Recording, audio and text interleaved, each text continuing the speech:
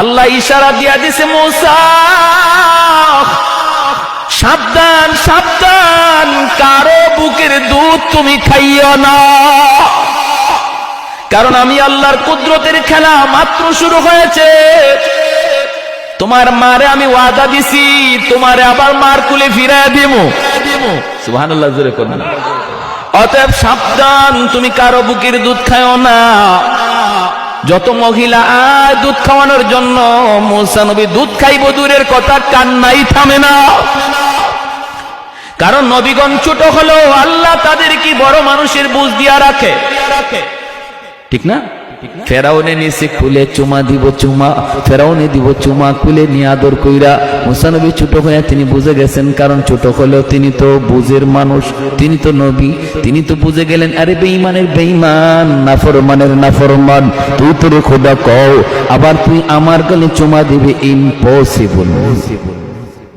খালি চুমাটা দিতে চাইছে, মূসা নবী গাল ফিরায় নিছে। ফেরাউন কই, কি রে, আমি তো সুকা খাইলাম, শেক খাইলাম। এরপরে ওই ফেরাউনের কোলে তাইকেই ফেরাউনের গালের মধ্যে কষায়া মারছেন চর। ফেরাউন চর খাইয়া দিশা বিশা ডাক দিছে, আসিয়া। দৌড়ে আসছে, বিবি কি হয়েছে, কি হয়েছে কইও না। ওই সময় কইছিলাম আমার ডর লাগে। কি হয়েছে পাও না, চুমা দিতে নিছি, চুমা তো লয় না, এটা তো শেষ কথা নাই। এরপরে যে আমার গালে একটা বসাইছে, এখনো আমার গালে খবর হইতেছে। আসিয়া কই, কি কও তুমি? বলে হ, এর চরের ঢকে কয় ও আমারে বুজ্জা চর মারছে।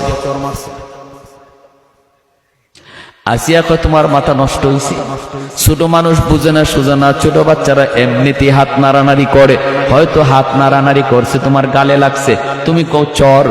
ফেরাউনে কয়, আসিয়া চরটা আমি খাইছি, আমি বুঝি, তুমি যদি খাইতা টের পাইতা।